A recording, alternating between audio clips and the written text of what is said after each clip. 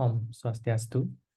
Perkenalkan, nama saya Komang Daksa Devananda dari kelas C dengan NIM 230856108. Jadi, di video kali ini saya akan menjelaskan secara singkat tentang soal nomor 3 ujian akhir semester algoritma dan pemrograman, yaitu algoritma membuat program bubble sort. Nah, di sini bubble sort sendiri itu secara singkat itu merupakan algoritma untuk mengurutkan bilangan dari yang terkecil dan terbesar dengan membandingkan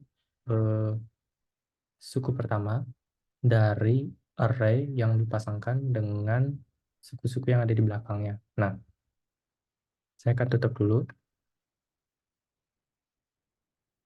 Jadi, ini dimasukkan dengan membandingkan suku pertama dan suku-suku berikutnya itu nanti akan dijelaskan pada bagian fungsi-fungsi ini, pemanggilan fungsi ini. Jadi, pertama, seperti sebelum-sebelumnya, kita perlu memanggil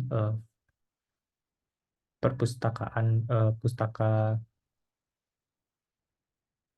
fungsi agar kita ini bisa memanggil fungsi-fungsi tertentu. Nah, jadi di dalam pemrograman itu tidak semua fungsi itu langsung tersedia langsung di dalam ini compiler. Jadi di dalam compiler pun jadi kita harus memanggil import pustaka. Jadi yang pertama kita itu perlu memanggil import java util.scanner. Nah, seperti yang sebelum-sebelumnya, scanner ini kita berfungsi untuk supaya kita bisa memasukkan input seperti memasukkan fungsi scanner dan juga program ini bisa membaca input yang kita masukkan.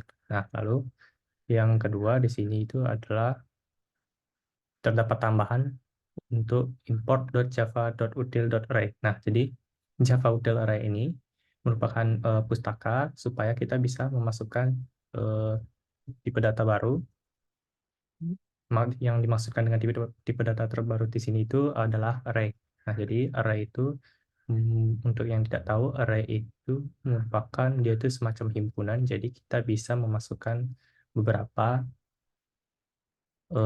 kelompok atau himpunan atau kita bisa bilang kotak-kotak kamar. Kita bisa ibaratkan seperti kotak-kotak kamar sekaligus dia itu bisa dimasukkan dengan beberapa jumlah data ya eh, dengan variabel dan tipe data yang sudah ditentukan. Nah, jadi yang dimasukkan dengan array tersebut di sini terdapat fungsi metode utama yaitu void main.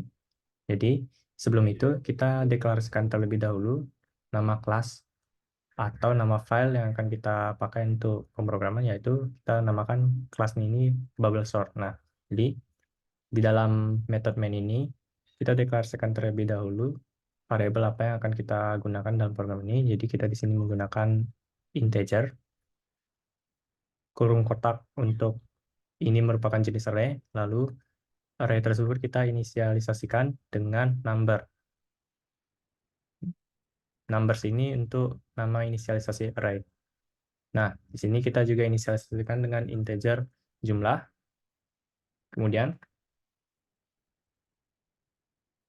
kita masukkan perintah scanner new scanner supaya program bisa menyuruh user untuk memasukkan input. Nah, di sini kita akan memasukkan berapa sih jumlah himpunan atau jumlah array yang bisa kita gunakan di sini. Kita masukkan array. Nah, kemudian barulah kita bisa masukkan jumlah ini untuk angka. Angka-angka yang akan kita masukkan dalam bentuk integer itu berarti bilangan bulat angka. Nah, jadi di sini numbers. Kalau misalnya kita masukkan array numbers, nah ini dia akan kita jadikan ruangan atau kamar-kamar untuk si jumlah tersebut tempati. Jadi misalkan kita membuat jumlah kamarnya itu adalah sebanyak 3 misalnya. Nah, di sini jadi numbers-nya ini kita berarti kan masukkan 3. Berarti nanti pada saat kita memasukkan integer jumlah atau bilangan bulat jumlah, maka nanti eh, misalnya kita masukkan 2, 10, dan juga 9. Nah, jadi nanti eh, bilangan bulat jumlah yang kita masukkan di scanner nanti itu akan masuk ke ruangan-ruangan ini. Nah, kita hapus. Jadi, selanjutnya kita akan masukkan fungsi looping atau pengulangan, di mana for ini dia akan memperhatikan 3 pengkondisian. Jadi, kita deklarasikan integer i, atau i ini merupakan bilangan bulat yang kita isi nilai awal mula-mulanya itu sama dengan 0. Lalu, for ini akan melakukan looping sampai integer i tadi kurang dari eh, angka atau jumlah yang kita masukkan. Nah, pengulangan itu akan dilakukan secara bertahap bertambah 1. Nah, jadi pada bagian ini tuh merupakan bagian awalnya. Jadi sistem ini bakal mengeluarkan masukan. Kita diminta untuk menginput array jumlah itu satu persatu ya. Jadi di sini i plus 1, kemudian ini kita gunakan titik 2. Nah, di sini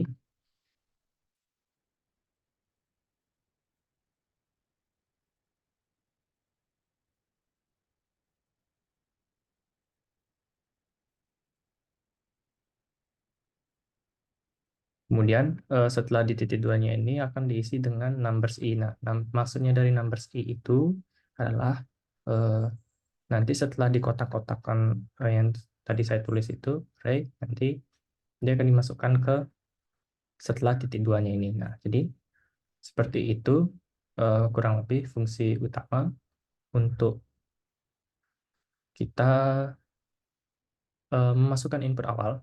Nah, jadi selanjutnya itu mulai dari line 30 sampai seterusnya, itu dia itu merupakan fungsi untuk menerapkan eh, proses logikanya atau perhitungannya. Jadi seperti itu. Nah, jadi kurang lebih seperti di contoh ini, dia ini akan mengeluarkan keluaran proses pengurutan. Jadi numbers i-nya ini akan dibuatkan array terlebih dahulu seperti contoh seperti ini pada tiap bilik-bilik kamar. Nah, jadi kita akan masuk ke pengkondisian lagi for. Nah, jadi seperti sebelumnya sama kurang lebih fungsinya. Jadi i-nya akan kita isi dengan nilai 0 terlebih dahulu dan dilakukan pengulangan sampai i ini berkurang kurang dari jumlah. Namun dengan catatan jumlahnya ini juga dikurang 1. Lalu pengulangan dilakukan secara berkala, itu tambah 1. Nah, jadi di sini terdapat sistem out.println array to string numbers. Nah, jadi array.string ini merupakan salah satu contoh fungsi yang bisa kita panggil ketika kita menggunakan library atau perpustakaan java.array. Jadi fungsinya itu adalah kita akan mengkonversikan array ini menjadi string. Nah, jadi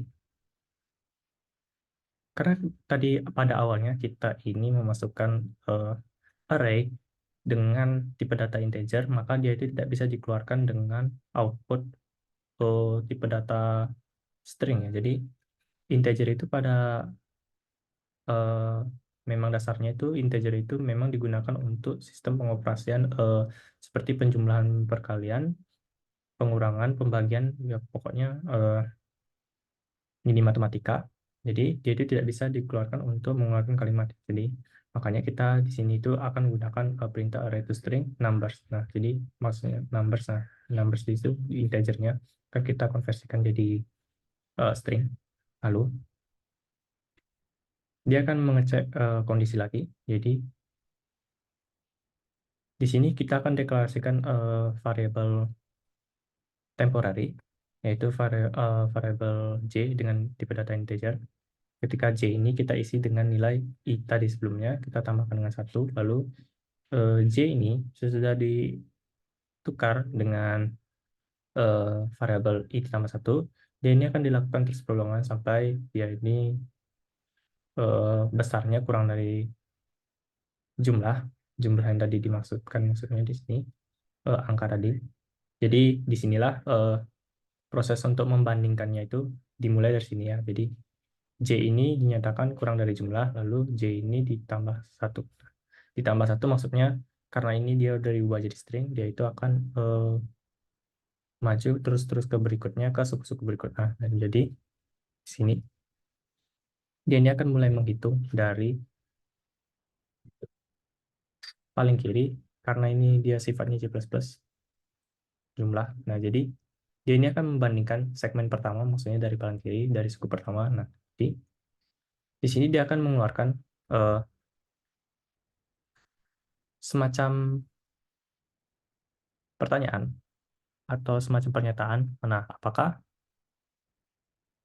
numbers atau ini kan array, jadi kita anggap saja ini sebagai suku. Nah, jadi dia ini akan mengeluarkan pernyataan apakah suku ke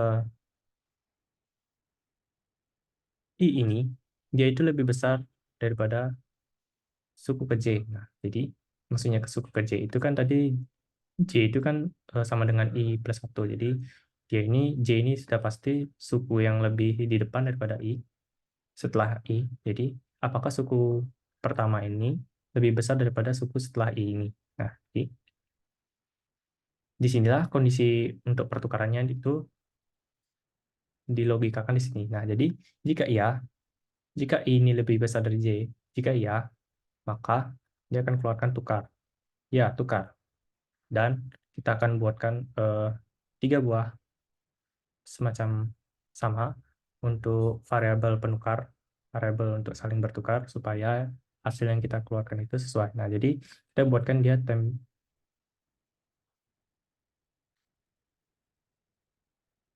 integer time, maksudnya ini temporary. Jadi untuk temporary itu kita sama dengan number i yang dimasukkan di sini adalah suku pertama tadi.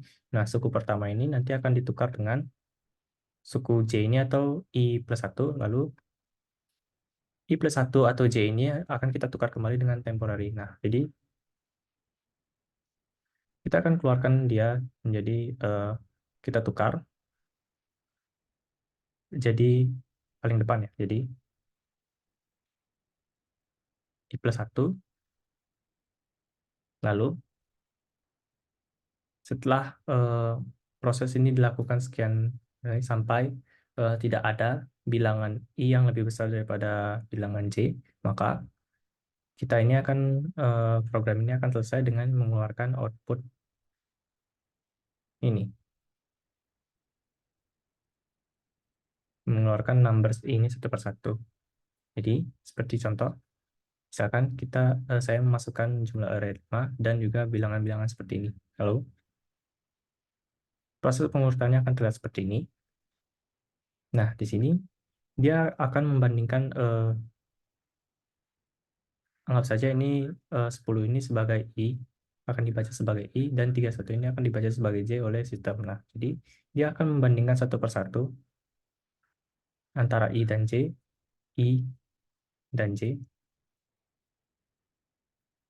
dan seterusnya sampai J ini habis. Karena kebetulan di sini 10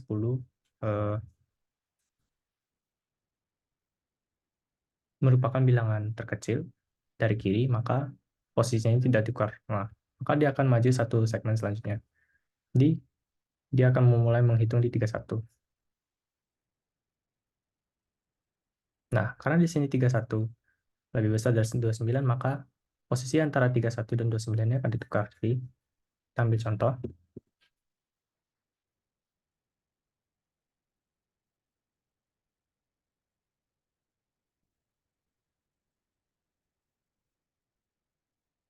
Maka posisinya itu akan ditukar menjadi di sini. Posisi 31 akan ditukar menjadi urutan ketiga, 29 akan ditukar menjadi urutan kedua.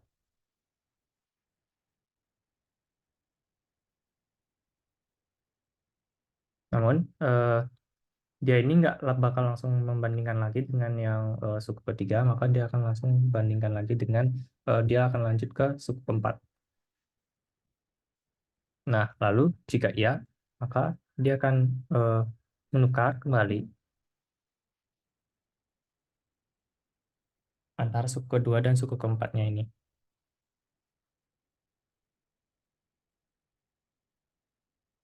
Nah, seperti ini. Lalu, jika suku kedua ini tidak ada yang lebih besar dari dirinya di sebelah kanan, maka dia akan lanjut ke suku tiga begitu seterusnya sampai pengulangan tersebut selesai. Jadi seperti ini.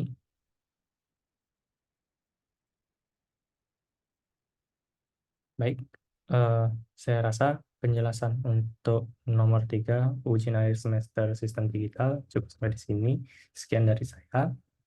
Terima kasih. Om Santi Santi Santi.